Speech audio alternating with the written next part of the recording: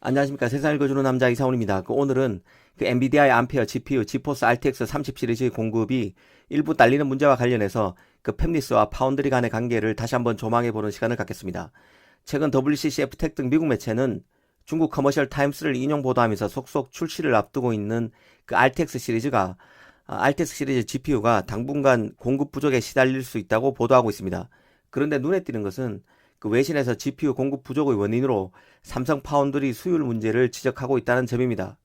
이번 엔비디아의 암페어 GPU가 삼성의 8나노 맞춤형 공정으로 만들어지는데 이 삼성의 수율이 향상되려면 약간의 시간이 필요할 수 있다는 것입니다. 그때까지 대량 생산이 좀 딜레이 될 수 있다는 논리입니다. 개인적으로 이 기사를 봤을 때 이 파운드리가 새 고객을 잡는다는 게 얼마나 힘든 것인지 다시 한번 생각하게 됐습니다. 아시다시피 엔비디아 이전 제품인 RTX X20 시리즈는 TSMC의 12나노 라인에서 양산됐습니다. 그러니까 TSMC의 12나노 공정에서 만들었던 엔비디아의 GPU가 이번에는 삼성의 8나노 공정에서 만들어지는 것으로 바뀐 것입니다. 그러다 보니 이 공급에 조금만 차질이 빚어지는 모양새가 나타나면 확실한 근거가 없더라도 파운드리 수율이 원인으로 지목되는 것 같습니다. 이 합리적인 추론으로 보는 것입니다. 하지만 엔비디아의 단기적인 GPU 공급 부족의 원인으로는 다른 게 있을 수 있습니다. 가령 마이크론의 그래픽 D램에서 공급 차질이 빚어질 수도 있습니다. 아니면 제조나 부품 조달의 문제라기보다는 엔비디아의 GPU에 대한 시장의 기대감이 너무 커서 단기적으로 예약 주문이 몰렸을 수도 있습니다. 실제로 엔비디아는 공식적으로 암페어 GPU에 대한 시장의 관심이 예상을 뛰어넘는 수준이라고 밝히기도 했습니다.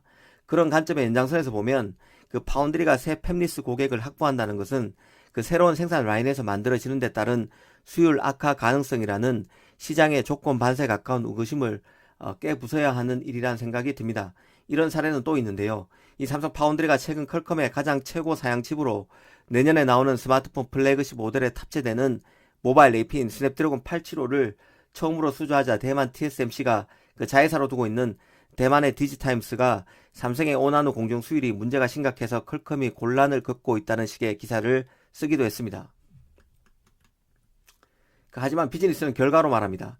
이 퀄컴이 스냅드래곤 875를 그리고 엔비디아가 RTX 시리즈를 삼성에 맡기는 이유는 TSMC에서 삼성으로 파운드리를 갈아타는 데 따른 기회비용보다는 파운드리 교체가 주는 편익이 크기 때문입니다. 이참에 TSMC에서 삼성으로 파운드리 교체를 단행하는 데 따른 편익에는 어떤 게 있을까 따져보는 것도 의미 있을 것 같습니다. 우선 칩의 성능 대비 납품 단가 등에 있어서 삼성의 장점이 확연합니다. 이 팹리스 입장에서는 똑같은 설계의 칩을 받아보는데 돈이 덜 든다는 얘기입니다. 이 삼성의 경우 TSMC보다 납품 단가가 30%가량 더 싸다고 알려져 있는데요. 삼성으로서는 파운드리 사업 시작이 2004년으로 TSMC보다 근 20년 가까이 늦었습니다.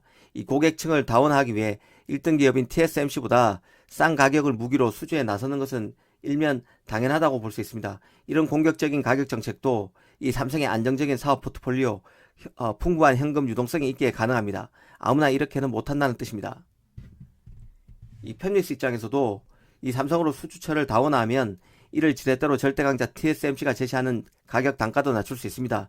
일석이조가 될 수 있다는 뜻입니다. 더구나 미중 무역 분쟁, 바이러스 사태를 거치면서 한개 파운드리의 납품을 전적으로 의존하는 리스크는 절대 피해야 한다는 것을 팹리스가 뼈저리게 체득했습니다. 이 삼성 기술력이 담보되면 최고 사양 칩도 복수 벤더는 필수라는 얘기입니다. 이 퀄컴만 해도 중저가 스냅드래곤 4 시리즈는 그간 삼성과 TSMC를 동시에 활용했지만 최고 사양칩이 포함된 스냅드래곤 8 시리즈는 TSMC에만 맡겨왔습니다. 하지만 내년 스마트폰 플래그십 모델에 들어가는 스냅드래곤 875는 삼성에 맡김으로써 많은 게 바뀌었다는 것을 다시 한번 보여줬습니다.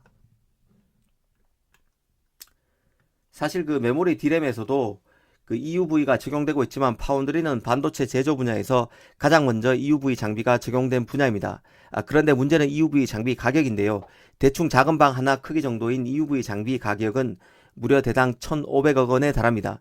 인류 파운드리가 되려면 매해 EUV 장비를 수십 대 들여놓아야 합니다. 웬만한 기업은 엄두도 못 내는 수준이죠. EUV 장비 가격이 워낙 고가다 보니 이런 장비를 들여와서 일정 수준 이상으로 가동률을 확보하지 못하거나 기술 개발에 실패할 경우 파운드리는 그대로 나락으로 떨어집니다.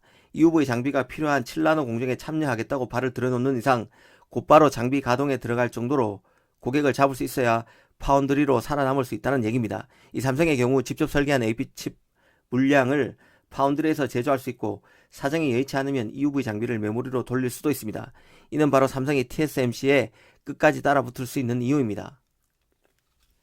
사실 그 팹리스가 파운드리를 교체한다는 얘기는 이 파운드리의 새 생산 라인에 맞춰서 연구개발 등의 많은 변화를 감수해야 한다는 뜻입니다.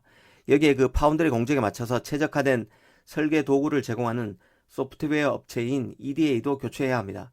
여기에 그 파운드리 교체는 굉장히 현실적인 문제이기도 한데요. 가령 TSMC에서 만들 때는 정상적으로 작동한 특정 트랜지스터가 이 삼성 파운드리에서 만들면 효율이 떨어지거나 발열 문제가 발생하기도 합니다. 이런 문제를 나타날 경우에 원인을 찾기도 어려운데요. 공정이 워낙 많기 때문에 웨이퍼 실물을 확인하는 데만 3개월이 넘게 걸립니다. 이 팹리스는 가급적 칩의 수율을 최대한 끌어올리기 위해서라도 거래 관계가 있던 오래된 파운드리를 원할 수밖에 없습니다. 더구나 팹리스는 극심한 경쟁에 시달리고 있습니다. 한번 삐끗하면 나락으로 떨어질 수 있다는 뜻입니다. 팹리스가 파운드리 교체에 조심스러울 수밖에 없는 이유입니다. 이런 점을 염두에 두면 삼성이 지금 잘하고 있다는 뜻입니다. 이런 배경을 알고 그 삼성의 수율에 대한 문제 제기를 보면 입체적으로 사안을 판단하는 데 도움이 될 것입니다. 이제 분명한 것은 거대 팹리스들이 TSMC의 물량을 몰아주기보다는 삼성을 지렛대로 TSMC와 삼성 간의 경쟁을 유인해서 이익을 극대화하는 전략으로 움직이고 있다는 것이고, 최근 수주 경쟁에서 삼성의 성과가 이를 잘 입증해 준다는 생각이 듭니다. 감사합니다.